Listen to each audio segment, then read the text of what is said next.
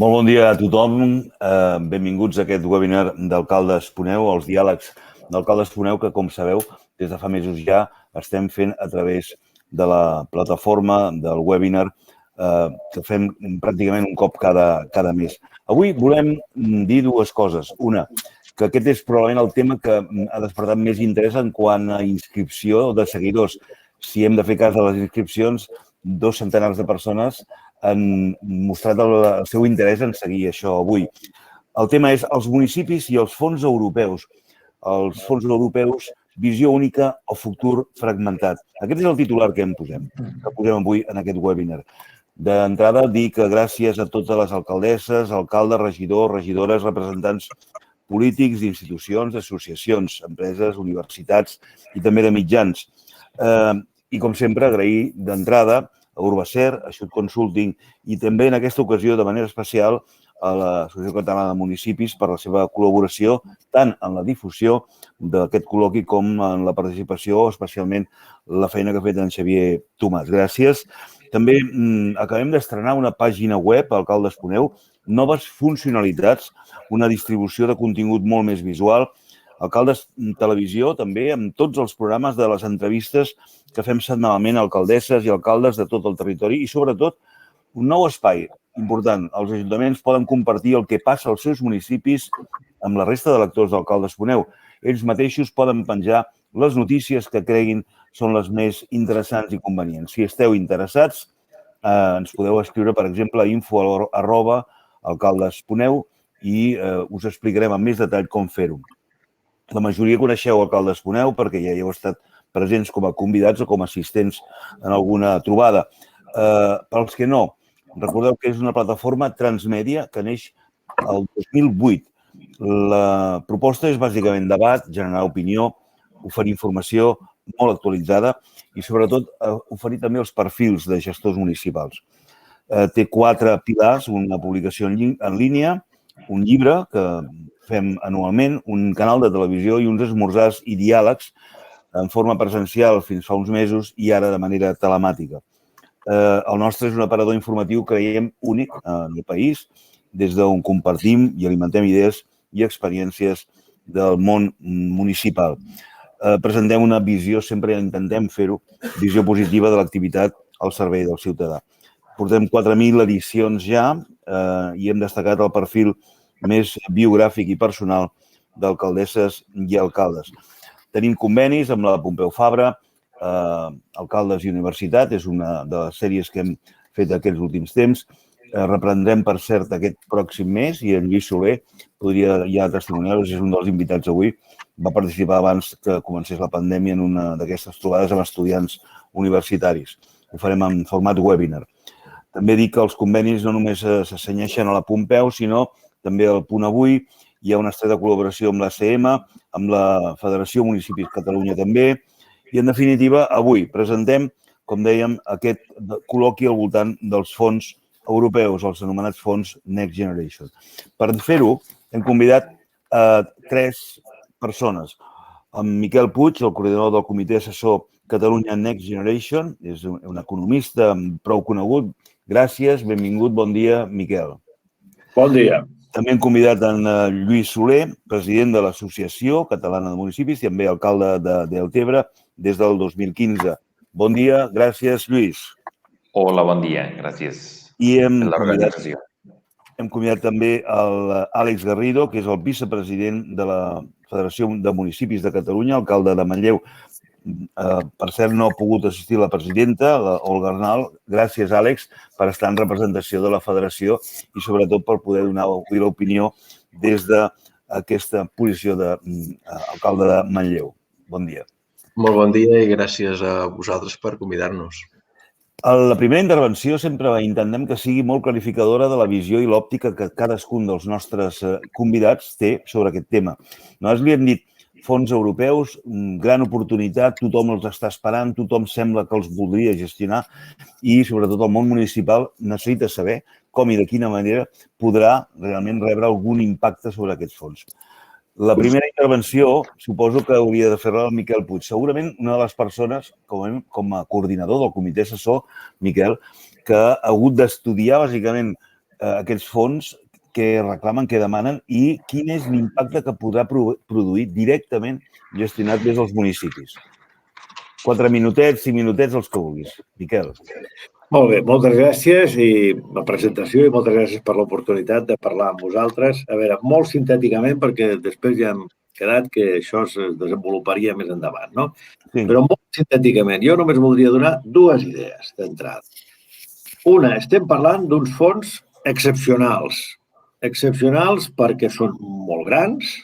A mi m'agrada comparar-ho amb el Pla Marshall. El Pla Marshall va ser una transferència de diners que van fer els Estats Units als països devastats per la Segona Guerra Mundial, els països d'Europa Occidental, i va equivaldre al 2% del PIB d'aquests països. I ara estem parlant de transferir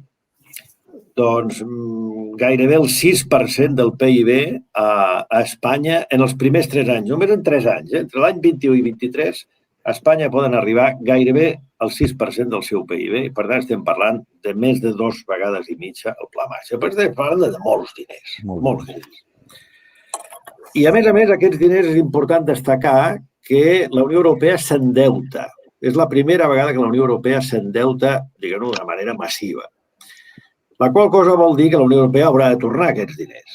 I com que haurà de tornar aquests diners, aquesta vegada hem d'esperar, i a més ens ha anunciat molt, que la Unió Europea serà molt curosa de controlar què fan els països més beneficiaris, que som nosaltres, els del sud i els de l'est, què fan aquests països amb aquests diners, perquè, clar, la Unió Europea, lògicament, ha de pensar, escolta, d'aquí 20 o 30 anys jo hauré de tornar aquests diners.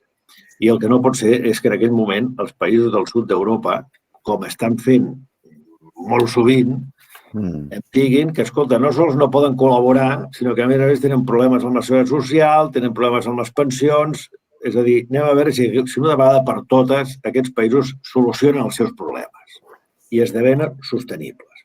Per tant, jo diria que aquesta és la primera idea. La primera idea, podríem dir, del volum i les característiques d'aquests fons. I la segona idea, que em penso que és molt important, es diu molt poc, però és molt important, l'obsessió del govern central no és, desgraciadament, aprofitar aquests fons pel que estan dissenyats, que és per transformar l'economia espanyola perquè sigui més productiva, més sostenible i més resilient. Desgraciadament, no és la seva obsessió aquesta. I això els polítics ho entendrem molt fàcilment, ho entendreu molt fàcilment. L'obsessió del govern central és que quan acabi aquesta legislatura no se'ls pugui acusar de que han fracassat. I fracassar, en aquest cas concret, vol dir no haver-los adjudicat. És a dir, l'Espanya, tots els països en general, però Espanya molt en particular, i els governs autònoms també, tenen una experiència adjudicant recursos comunitaris, recursos que li arriben a la Unió Europea, relativament pobra. És a dir, de vegades el 50% dels recursos no s'arriben a assignar. Per què? Perquè no hi ha projectes elegibles o perquè la màquina administrativa és tan sumament carregosa, tan plena d'intervencions, de controls, etc., que no arriben a executar-se. I, per tant, l'obsessió del govern central en aquest moment és que quan arribi l'any 23, perquè hi ha 76.000 milions que s'han d'adjudicar entre l'any 21 i l'any 23. És a dir, el 31 de desembre de l'any 2023 s'han d'haver assignat aquests diners. La gran obsessió és que això no estigui fet.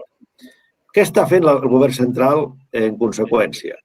Està portant a terme una estratègia que consisteix a fraccionar en fragments molt petitets aquests diners, assignar-los per ministeris, per agències, per direccions generals, etc., i, diguem-ne, dividir-ho en fragments molt petits. I per això jo us recomano als alcaldes que mireu els pressupostos generals de l'Estat del 2021 i allà veureu partida per partida on estan els 27.000 milions que corresponen a l'any 21. I allà trobareu, allà on diu transferències a ajuntaments o a corporacions locals per fer tal cosa. Allà és on de moment trobareu els diners. Molt bé. Gràcies, Miquel, perquè ens has donat aquests 2 pilars d'entrada per poder analitzar molt millor tot el que avui al llarg del matí ha de sortir. Lluís Soler, president de l'Associació Catalana de Municipis, alcalde de Deltebre, que avui ens atén precisament des de l'alcaldia. Lluís, jo suposo que aquest tema que el Miquel ha posat ja sobre la taula d'entrada el teniu en compte? Heu visualitzat ja la partida concreta? Molt bé, gràcies Eduard i gràcies també a Alcaldes EU per l'organització del webinar. També saludar, abans de començar, el Miquel Puig, el president del Consell Assessor del Next Generation Catalunya i el vicepresident de la Federació de Municipis de Catalunya, l'alcalde Manlleu. En qualsevol cas, jo crec que per partir d'aquesta primera intervenció crec que és molt i molt encertat el títol de la propi webinar, és a dir, visió única o futur fragmentat. I és que, abans de situar, m'agradaria fer un petit context de la situació del municipalisme a hores d'ara, no? Perquè al març del 2020, a poc temps d'arribar a un any de mandat municipal, ens trobem amb aquesta crisi sanitària sense precedents, amb aquest inici d'aquesta pandèmia, que ens ha marcat pràcticament fins a l'equador, que encara estem immersos, ens marcarà fins a l'equador del mandat municipal. Un mandat municipal que tots els alcaldes i alcaldesses del nostre país tenen, com no, un compromís amb la ciutadania de compliment d'aquelles qüestions bàsiques i essencials per a poder dur a terme de la millor forma possible el mandat municipal. Per tant, arribarem a travessar l'equador d'un mandat municipal amb aquesta crisi sanitària que ens ha marcat de forma greu amb una connotació molt intensa econòmica, social, però també sanitària. I això fa que trontolli gran part dels plans d'acció municipal, com també els propis serveis públics que es troben avui per avui al límit per poder donar resposta a les situacions de l'emergència sanitària. Què vol dir tot això? Tot això vol dir que avui per avui els ajuntaments es troben en una situació límit per complir i per deixar els òptims de la qualitat dels serveis públics que estem acostumbrats a donar a la nostra conciutadania. I que, a més, els ajuntaments som la primera porta d'entrada a lo que és la queixa i el greuge i també la preocupació ciutadana. I això vol dir que amb una davallada forta d'ingressos, dels ingressos previstos amb els pressupostos del 2020 i del 2021 per part dels ajuntaments, però també amb uns sobrecostos importants que s'han vist amb una mostra que vam fer, una enquesta que vam fer des de l'Associació Catalana de Municipis a final d'aquest any 2020. Hem vist que amb una mostra de 150 ajuntaments del país ens trobem amb uns sobrecostos de 68 euros per habitant, amb tot el que són despeses Covid, amb uns gestos, en aquest cas per part, amb un gest de la Generalitat d'un fons de cooperació local extraordinari per a donar cobertura als serveis públics, però que ha sigut insuficient i que volem que es revisi a l'alça amb convocatòries públiques que van destinades a serveis privats que han d'anar-hi per cobrir les mancances de serveis privats, però no els serveis públics, que també presten part d'aquests serveis amb lliure concurrència, o el que seria també les expectatives del govern de l'Estat, que el mes de juliol parlàvem de 5.000 milions d'euros d'injecció als ajuntaments, que al desembre parlàvem de 3.000 milions d'euros d'injecció als ajuntaments espanyols i que tampoc no n'ha aparegut, o de l'ús dels romanents de forma limitada als propis ajuntaments, que no deixa de ser els seus estalvis. Què vol dir tot això? Tot això vol dir que tenim un context als ajuntaments amb una situació límit dels serveis públics del dia a dia dels ajuntaments, però que, a més, amb uns compromisos de plans de mandat a nivell d'inversió i a nivell també de transformació a petita escala, que també és, amb la suma, la transformació del país, que està en perill i en risc. Per tant, avui els fons europeus, els Next Generation, es presenten com la gran oportunitat, la gran expectativa per poder amortiguar i poder rellançar i transformar aquesta economia, aquest plus competidor del nostre país, però també amb un marcat accent municipalista. Jo comparteixo amb la intervenció que feia el Miquel Puig que aquests Next Generation han de tindre, aquests fons europeus han de tindre aquest objectiu molt clar de transformació de l'economia, una economia molt més competitiva i productiva.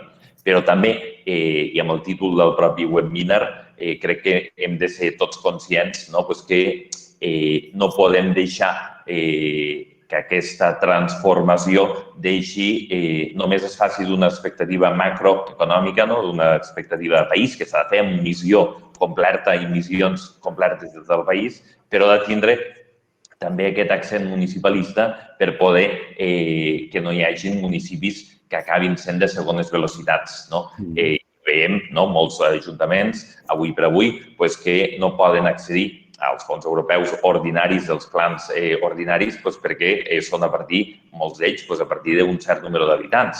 I avui ens trobem amb aquest punt d'incertesa que, tot i que fa mesos que se'n parla i que vam veure el dia, en aquest cas, el 21 de juliol, vam veure com un gran acord de la Comissió Europea, de la Unió Europea, d'injectar aquests 750.000 milions d'euros a l'economia europea per a rellançar amb aquesta crisi sanitària. Això ho vam veure en un gran acord històric, perquè ha aparegut unes xifres de tanta magnitud, sí, recessió des de la Segona Guerra Mundial i, per tant, els ajuntaments estem expectants a veure com s'acabarà concretant per poder entrar amb aquests fons Next Generation. Per tant, l'important, l'expectativa està ficada, la necessitat d'economia transformadora la tenim clara, però s'ha de buscar el punt d'equilibri territorial i que no treballem amb dobles velocitats des del municipalisme.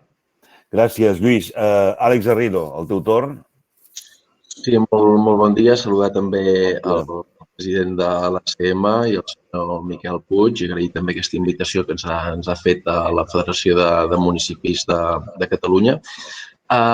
Subscriure absolutament les paraules dels meus antecessors, tant en Miquel Puig quan parlava del problema de l'assignació dels recursos europeus, només per completar això que ell deia, dir-li que hi ha uns fons FEDER que van començar la gestió ara farà gairebé 2 anys i mig i que encara alguns d'ells no s'han ni assignat. Per tant, aquí tenim un problema, sobretot, de burocràcia interna de l'administració pública, que tant de bo aquesta pandèmia serveixi d'una vegada per totes per superar aquesta situació i realment és un problema que patim les administracions. Aquesta no assignació dels fons europeus ens fa que davant aquesta perspectiva de l'arribada de tants diners tinguem certs dubtes de com gestionaran i de si realment acabaran arribant. Per altra banda, totalment d'acord amb el que deia en Lluís Soler. Des de la Federació de Municipis de Catalunya ens hem posicionat sempre, ja des de l'octubre de l'any passat, de 2020, que el municipalisme ha de tenir un paper destacadíssim en la gestió d'aquests fons europeus. De fet, també ho ha comentat el president de l'ACM, es va arribar a un acord, un acord gairebé històric dins jo crec, de la Federació de Municipis, ACM i totes les entitats municipalistes de l'Estat, amb tots els partits polítics que hi estaven d'acord, que era aquesta assignació dels 3.000 milions d'euros amb criteris poblacionals que arribaven a tots els municipis de l'Estat. Nosaltres hi estàvem d'acord perquè entenem, com deia en Lluís, que els municipis estem en una situació altament complexa, amb una davallada enorme dels ingressos i un increment de les despeses. També amb una perspectiva futura de que els diners que ens arriben directament de l'Estat, la participació als tributs de l'Estat, pot caure d'una forma considerable. Per tant, enteníem que aquests diners dels fons europeus no condicionats que havien d'arribar als ajuntaments ens haguessin anat molt bé. Això de moment no s'ha concretat i nosaltres anirem insistint de poder disposar d'uns diners de gestió directa des del municipalisme. Per altra banda, i parlant ja a nivell més general de l'impacte d'aquests fons europeus sobre els pobles i ciutats del nostre país, jo crec que aquests fons europeus ens han de servir, bàsicament, per definir el model de ciutat que volem i que projectem de cara al futur dels propers anys. Ara mateix, si parlem amb diferents alcaldes i alcaldesses del país, sembla que tots plegats anem a mar i anem a pescar diners d'aquests fons europeus. I això no hauria de ser així. No hauríem ni tan sols d'improvisar projectes que se'ns acudeixin ara per anar a buscar aquests fons i ser els guanyadors d'aquests fons. Jo crec que el que ens han de permetre és marcar un full de ruta molt ben delimitat i el que deia, el que hem de fer és que aquests fons serveixin per desenvolupar aquest projecte de ciutat que hem de tenir pels propers anys. Evidentment, la pandèmia el que ens ha visualitzat amb molta cruesa ha estat les nostres debilitats com a municipis, però també com a país. I, insisteixo, aquests fons ens han de servir de full de ruta per encarar les reformes que de ben segur hem de fer en els propers anys en els municipis i també en el nostre país. Aquesta és la meva primera intervenció. Molt bé. Deixeu-me que anem a aprofundir, per tant, perquè han sortit xifres diverses. Miquel Puig, s'ha parlat d'un muntant total de més de 750.000 milions d'euros, però després es parla de 76.000 i s'acaba reduint a 5 o 3.000. A veure, hi ha projectes ja que han passat la criba inicial i, per tant, estan seleccionats. Se sap, bàsicament, on aniran a parar aquests diners en concret a Catalunya? A veure, sobre les xifres. Primer sobre les xifres. 750.000 milions és la xifra que va a tota Europa.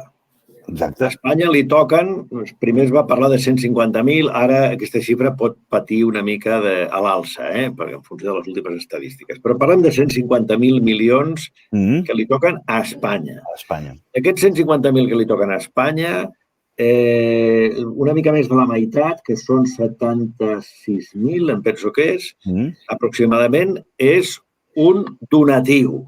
És a dir, que és una subvenció que dona la Unió Europea a Espanya. La resta és préstec. Fons perdut. La resta és préstec. Molt bé. El govern espanyol ja ha dit que en aquesta legislatura el que ell aspira, el que ell vol, són els diners de subvenció. Per tant, aquests 76.000 milions. Això és el que ell vol. Diu el préstec, ja en parlarem al proper govern. Si vol, el proper govern. Per tant, ara el que estem parlant és entre l'any 21 i l'any 23, estem parlant d'aquests 70 i tants mil milions d'euros. I, de fet, en els pressupostos generals de l'Estat de l'any 21 ja hi ha aproximadament 27.000 milions, que és més o menys una tercera part. Per tant, una tercera part al 21, una tercera part al 22, una tercera part al 23. Per tant, estem parlant ara d'això.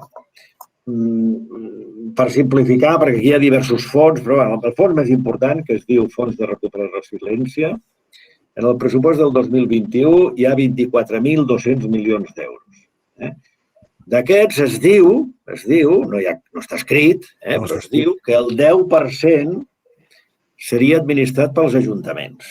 El 10%. Això, si algú fa la divisió, més o menys, ve a sortir uns 50 euros per habitant. Per tant, si la divisió fos proporcional, doncs cada ajuntament li tocarien administrar 50 euros per habitant, que ve a ser més o menys el 5% del seu pressupost. Més o menys, tenint en compte que els ajuntaments més o menys tenen un pressupost de 1.000 euros per habitant, més o menys, grans números, no? Per tant, estem parlant d'això. Cada any durant el 21, el 22 i el 23. Això és el tema de les xifres. Sí. I sobre el tema de... Ara bé, quins projectes? I jo insisteixo, els pressupostos generals de l'Estat són tremendament detallats sobre què aniran aquests diners. Llavors, per tant, allà es veu Ministeri de Transports, transferències als ajuntaments, a les autoritats, a les comunitats locals, perquè facin tal cosa en concret, tants diners. I, per tant, això és un seguit. Per tant, efectivament, la Generalitat ha fet un exercici, en fi, el que jo he col·locat, el comitè del que jo formo part, hi hem participat, un exercici per dir, quins són els projectes, diguem-ne, estratègics que s'haurien de fer a Catalunya. Molts ajuntaments també han fet aquest exercici, etc. Però la veritat és que de moment el que ens trobem són amb un ministeri que el que ja té apuntat és dir, escolta, jo transferiré tants diners per fer aquesta cosa en concret. A partir d'aquí, jo he defensat públicament que si Catalunya vol tenir més marge de maniobra per decidir què fer amb aquests diners, ha d'utilitzar eines polítiques, de negociació política amb el govern de l'Estat. Evidentment, el moment polític, diguem-ne, del govern de la Generalitat i dels grups que li donen suport, diguem-ne, no és el moment, diguem-ne, en què estan més concentrats en aquest assumpte, no? Però jo he defensat i defenso públicament que en el moment en què es constitueixi el govern, es constitueixi com es constitueixi, aquest govern ha de decidir dues coses. Un, té prioritats sobre què s'ha de fer amb aquests diners? Les té o no les té? Diguem-ne, sortint, ha aprovat un document amb 27 projectes, etc. L'entrant ha de dir, jo tinc prioritats, sí o no? Si la resposta és no, cap problema. Escolta, s'administren els recursos que ens arriben dels ministeris i tal dia farà un any. Que és una feinada important, Ja. I si la resposta és sí, llavors la pregunta és, i jo estic disposat a negociar amb el govern de l'Estat per tal de realment flexibilitzar i tractar d'imposar o introduir o defensar aquestes prioritats que jo tinc per Catalunya perquè considero que són molt importants, sí o no? Ja està. I a ningú no se li escapa que hi ha partits, diguem-ne, que en aquest moment estan més partidaris de negociar amb Madrid que d'altres, no? Però bueno, això és un tema que segurament s'escapa a aquesta reunió. Una repregunta molt ràpida i vaig a vosaltres dos, Lluís, Àlex. Això és una interlocució bilateral municipis-estat espanyol? Pregunto, vull dir, ministeri? O aquí enmig la Generalitat fa un paper mediador i d'interlocució intermig? Com va? No ho sabem encara, Miquel. És que això s'ha de decidir. Jo crec que això s'ha de decidir. Molt bé. Això s'ha de decidir, clar. A veure, la interlocució amb Madrid, jo crec que hi ha ajuntaments, que, no sé, l'Ajuntament de Barcelona, diguem-ne, té una certa capacitat d'interlocució amb el govern de l'Estat. Una certa, D'altres és més difícil. Vull dir que cadascú ha de fer... En fi, jo crec que aquest és un tema polític, ja, que és un tema diferent. Ja li pregunto al Lluís i a l'Àlex, clar, Deltebre o Manlleu, intentar interlocutar directament deu ser més complicat, més difícil. No sé com ho veieu. Si penseu que Barcelona també en aquest cas pecarà una mica d'allò que les grans ciutats, evidentment, fan sobre el seu entorn, que és allò, la fagocitació dels diners. No ho sé. Lluís.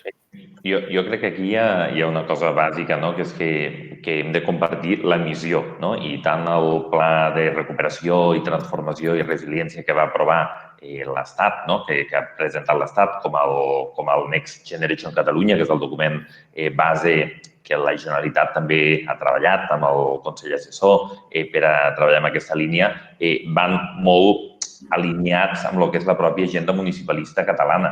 Una agenda municipalista que té tres vessants bàsiques. Una que és economia pròspera i digitalitzada, l'altra que seria tot el tema d'inclusió, cohesió i resiliència, i l'altra que és tot l'àmbit de l'acció climàtica del territori. Per tant, jo crec que d'entrada el municipalisme català està en línia de les principals accions tractores tant del pla presentat per l'Estat com per la Generalitat. L'altra cosa, que és el que avui per avui, i com deia el Miquel també ara, ens marca aquest punt d'incertesa i de neguit i d'inquietud al propi municipalisme català, és la manca de concreció.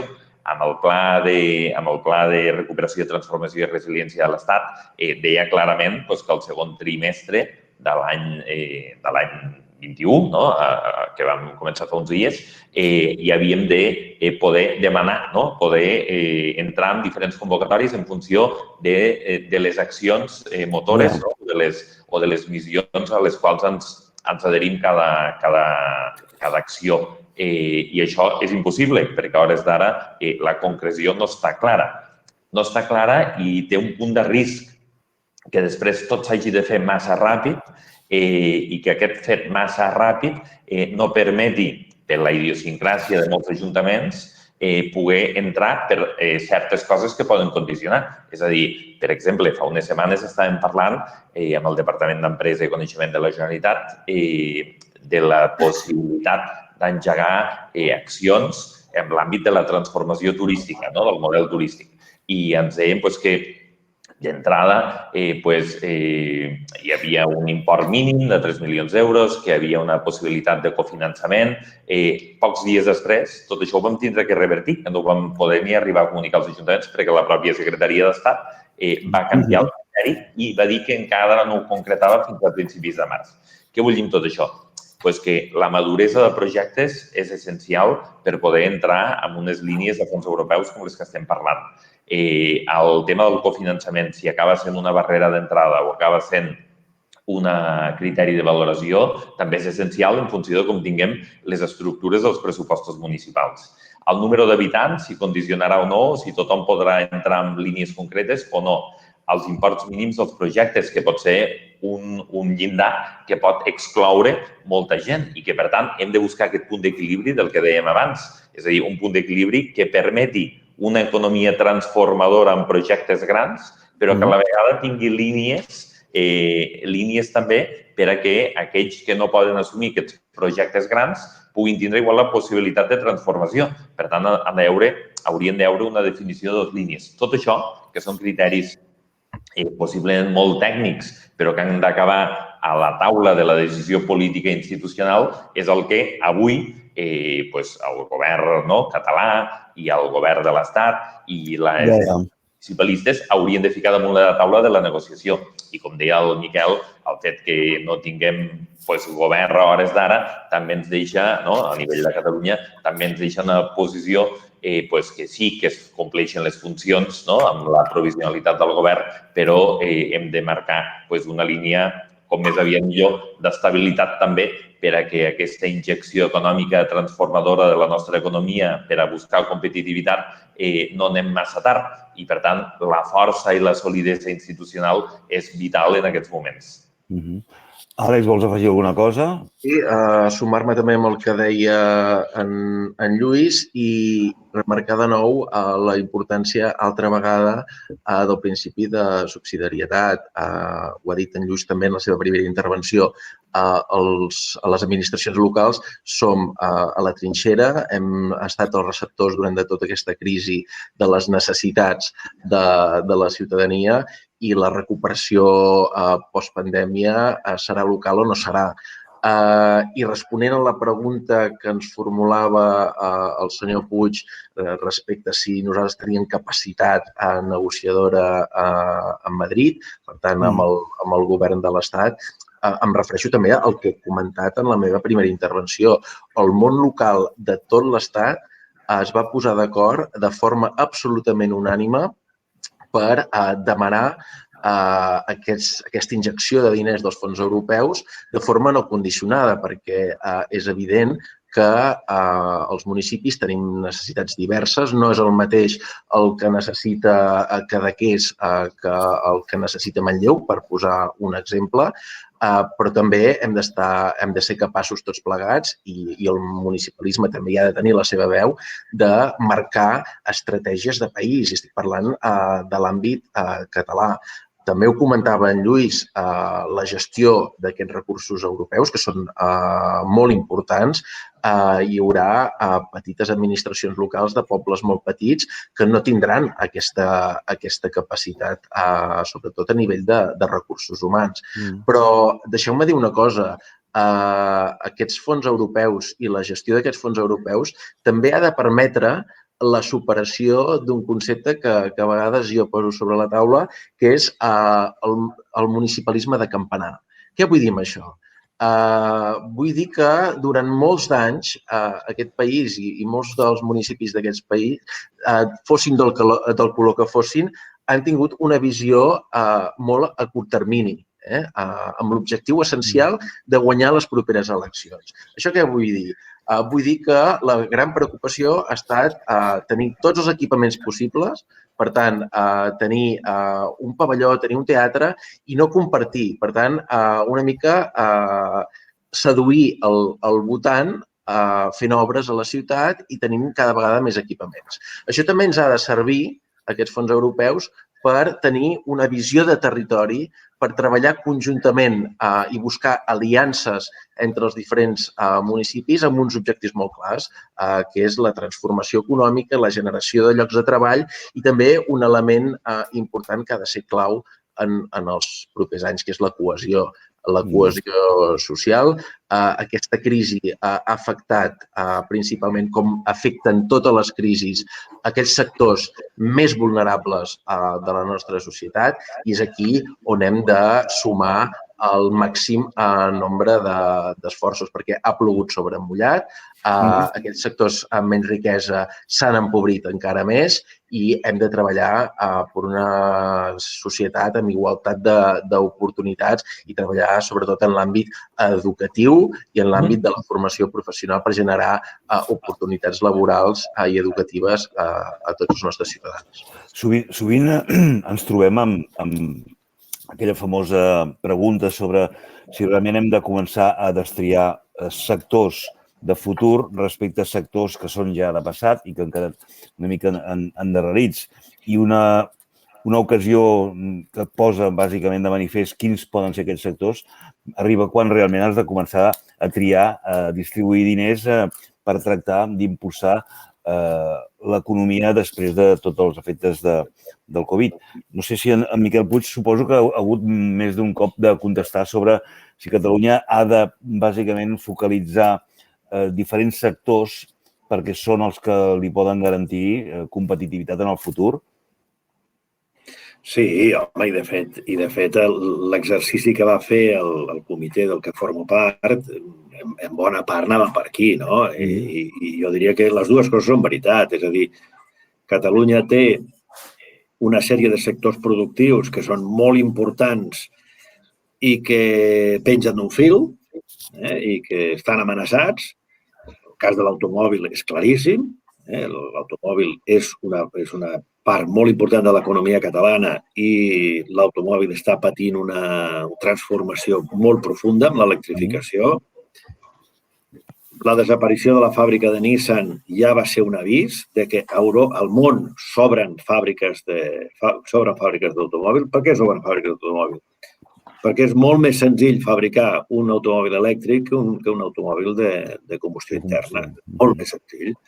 I per això a la llarga seran més barats, evidentment. I per això s'obriran fàbriques. Bé, doncs que es desaparegui Nissan, això és una notícia fatal. Després, posteriorment, afortunadament, hi ha hagut molt bones notícies sobre SEAT i això ja ens fa estar més tranquils. Però, evidentment, una de les prioritats que nosaltres dèiem al govern és dir, escolta, és important l'electrificació de SEAT i la fabricació de bateries elèctriques. Aquest tema encara no està ben definit aquí, però aquest és un tema. Un altre tema, per anar a l'altre extrem, diríem, és el tema de la indústria càrnica. La indústria càrnica catalana, que és importantíssima, tan important com la indústria de l'automòbil, en el fons viu gràcies a que mirem a un altre costat en tot el tema de l'impacte de les dejeccions ramaderes sobre els aqüífers. Mirem cap a un altre costat. Però clar, això és insostenible completament. I, per tant, nosaltres també li vam dir al govern, home, és important aprofitar aquests recursos per resoldre aquest tema. Si volem seguir tenint una indústria càrnica que és importantíssima a Catalunya, importantíssima. Això pel que fa a la indústria química, no cal ni dir-ho, en una Europa que es vol ser, que no emeti CO2 a partir de l'any 2050, doncs, evidentment, nosaltres que tenim una indústria petroquímica importantíssima, sobretot a Tarragona, però a tot arreu, això s'ha de reconvertir completament. Per tant, tenim reconversió de sectors, diguem-ne, que estan amenaçats per aquest canvi tan ràpid que està produint la digitalització i la transició ecològica. Però, per altra banda, tenim, gràcies a Déu, en els últims 20 anys, sobretot en els últims 20 anys, Catalunya ha fet una aposta molt important per la recerca, s'ha posat en punta en tota una sèrie de camps i, això ja està començant a donar una activitat en forma de startups i d'iniciatives, etcètera, que, comença a ser a tenir un gruix d'una certa importància I ara seria el moment de dir, bueno, doncs aprofitem a fons, no? I, per exemple, hi ha una sèrie d'iniciatives que estan en aquest document del Catalonia Next Generation que són importantíssimes. Una d'elles, per exemple, el disseny del xip europeu de més altes prestacions, els que es posa als superordinadors, no? Bueno, doncs hi ha un centre de recerca a Catalunya, que és el BCC, que està capacitat per fer aquest disseny, no? Que és una prioritat per la Unió Europea. Bueno, per tant, hi ha altres exemples, el tema de la tecnologia quàntica, economia circular, etc. Hi ha una sèrie d'iniciatives molt interessants per les que també s'ha d'apostar. És a dir, hem d'apostar per salvar la indústria del present i per construir o començar a construir la indústria del futur.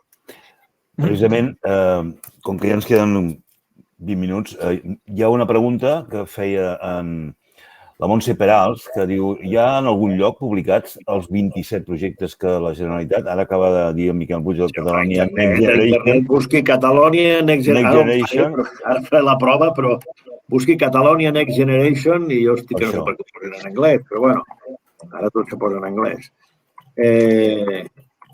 I allà segurament ho trobarem, no? Molt bé. Catalonia Next Generation, Catalonia... Efectivament, aquí està. Només clicant Catalonia Next Generation et surt el document aquest de versió febrer 2021. Ho acabo de constatar. Molt bé, que acaben de penjar en el xat la Natàlia Calvet. Gràcies. El Roger Borgalló pregunta si aquests fons seran gestionats pel govern espanyol. Es pot considerar que es donarà prioritat a objectius generals de la Unió Europea o són exempts de qualsevol tipus de compromís europeu?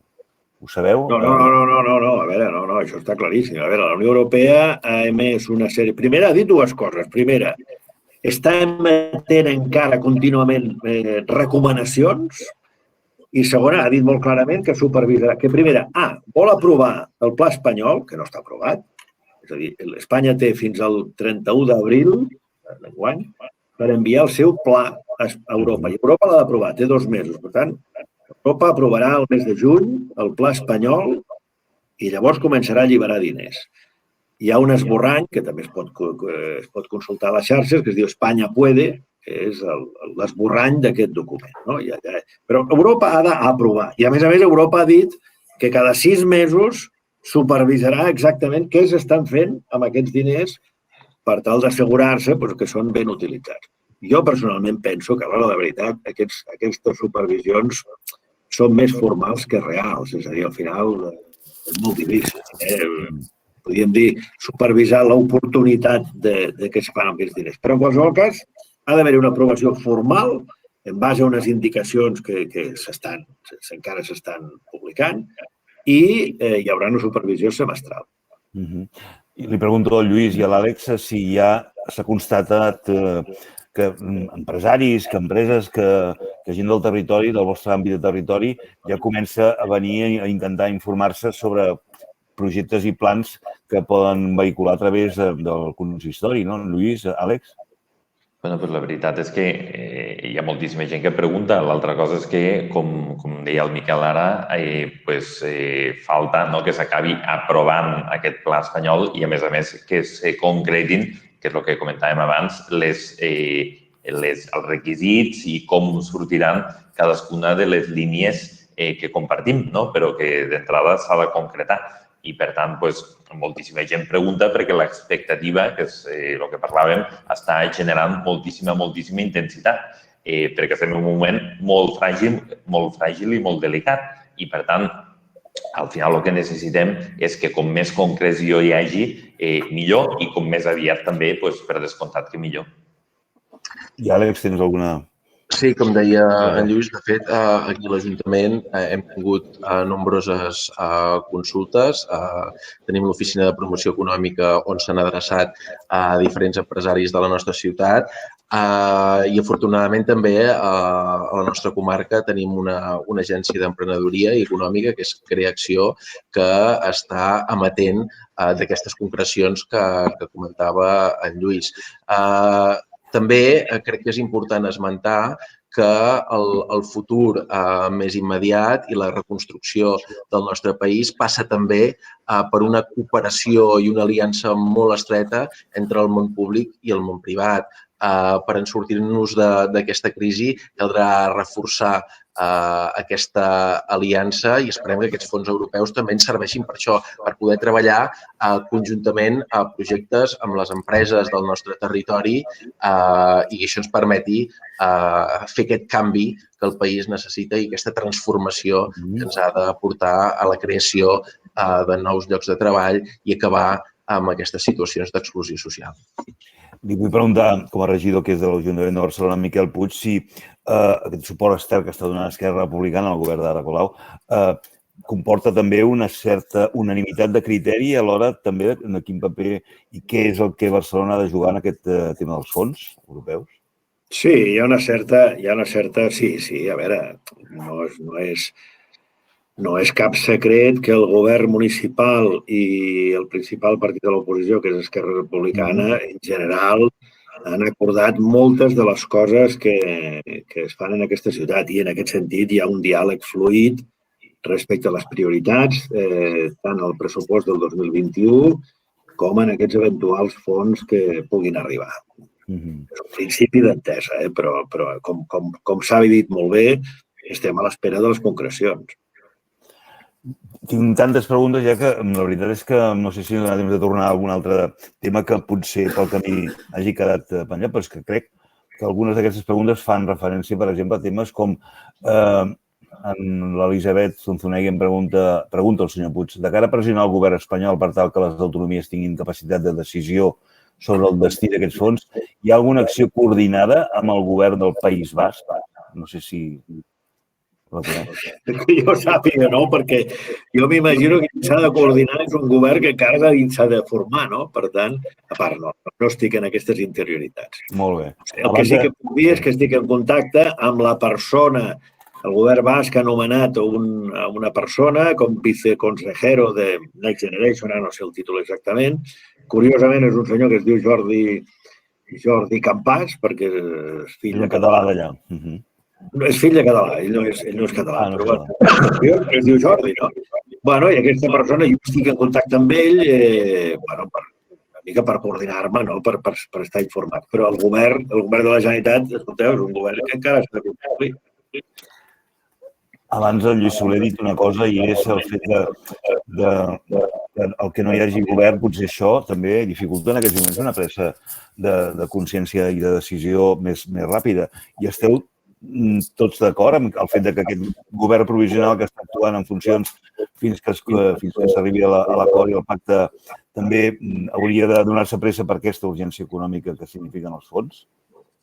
És evident que gestionar una quantitat de diners d'aquesta magnitud requereix també d'un govern que tingui molt clares les seves perspectives de futur, que tingui clar els seus objectius dels propers anys i, per tant, necessitem aquesta formació de govern el més aviat possible. De fet, aquestes setmanes anem trobant amb en Lluís en diversos llocs i crec que mantenim una bona sintonia en els discursos. Per tant, després d'aquesta reunió, si et sembla, Lluís, ens quedem i acabem de concretar un nou govern de la Generalitat. Aprofitem. Aquest acord que ha d'arribar.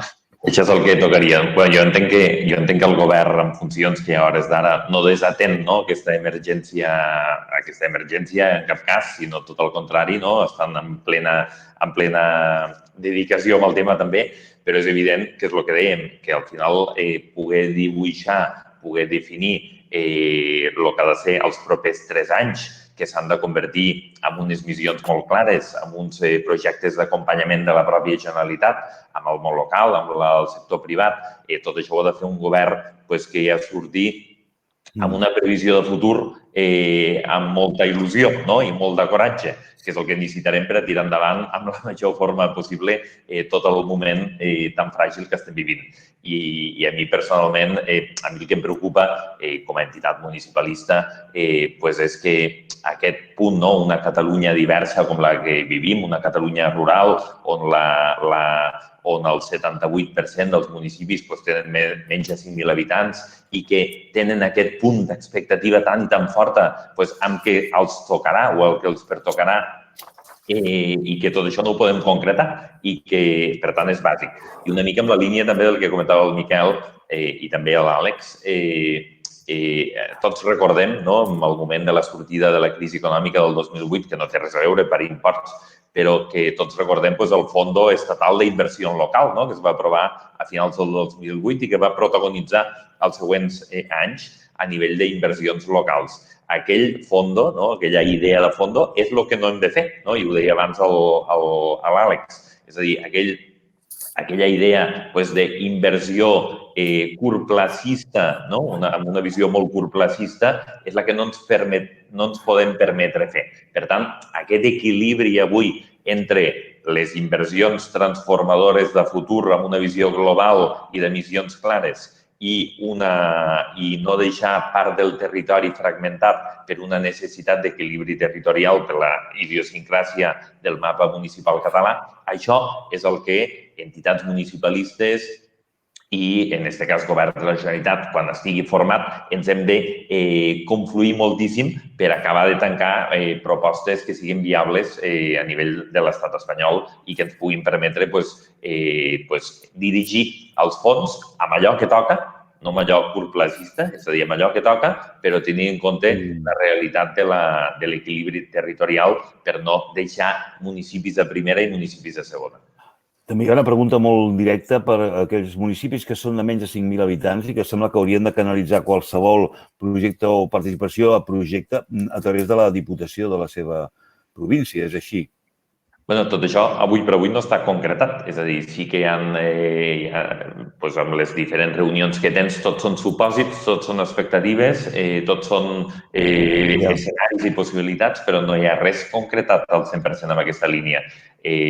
És el que dèiem, al final s'ha de definir un model que ens puguem sentir tots còmodes perquè no treballem amb una Catalunya de dues velocitats i, per tant, hem de buscar la millor fórmula per aconseguir aquest objectiu d'equilibri territorial.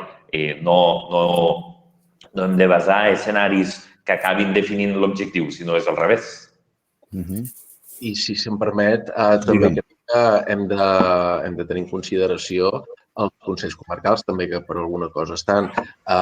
I ara potser diré una cosa que no agradarà a molta gent, però potser també aquesta multiplicitat d'administracions que tenim, diputacions, consells comarcals, potser aquesta crisi també ens ha de permetre generar una visió de futur i reduir aquesta estructura administrativa. Però, en tot cas, ja que els tenim i ja que hi són, els consells comarcals també han de tenir i han de jugar un rol important, sobretot per ser paraigües de projectes d'aquests micromunicipis que puguin també participar d'aquests fons europeus.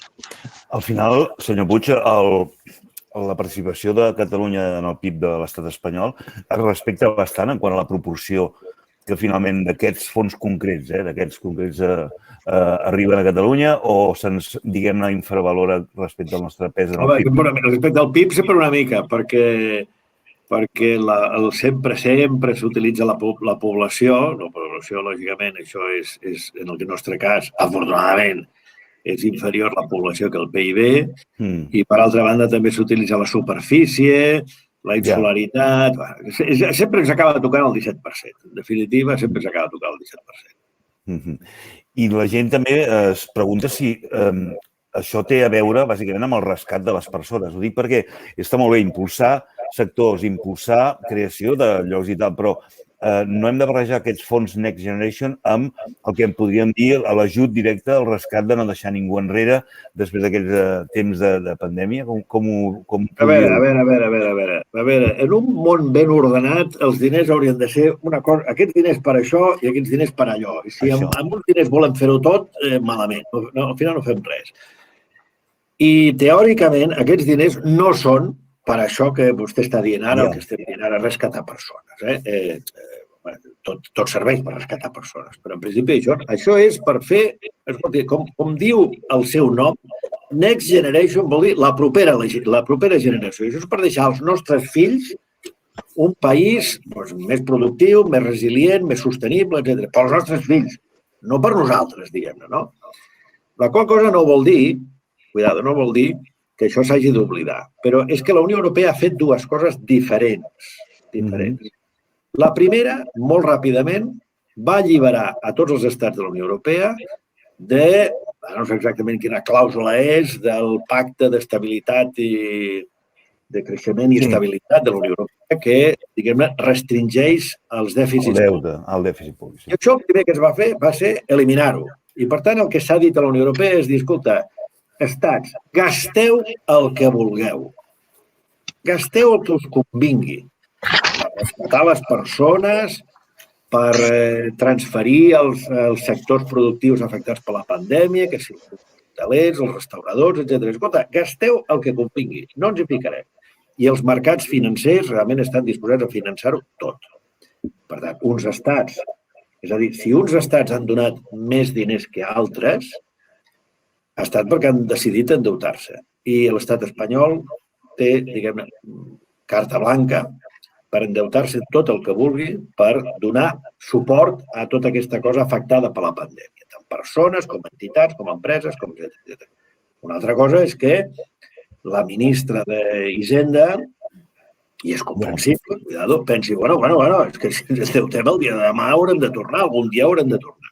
Per tant, això és lògic. Però, en definitiva, la Unió Europea, i això és un canvi radical respecte a l'anterior crisi, el primer que va fer el primer dia va dir, escolta, vosaltres mateixos, gasteu el que pugui.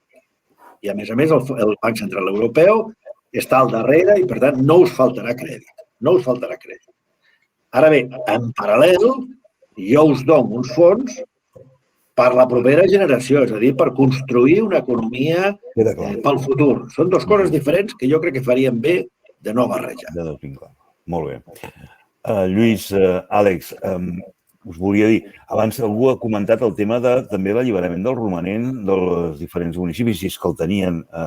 En el cas del Tebre o de Manlleu, això ha pogut ser possible? Heu pogut realment utilitzar aquells diners que no es podien tocar per no haver-se gastat en el període indicat?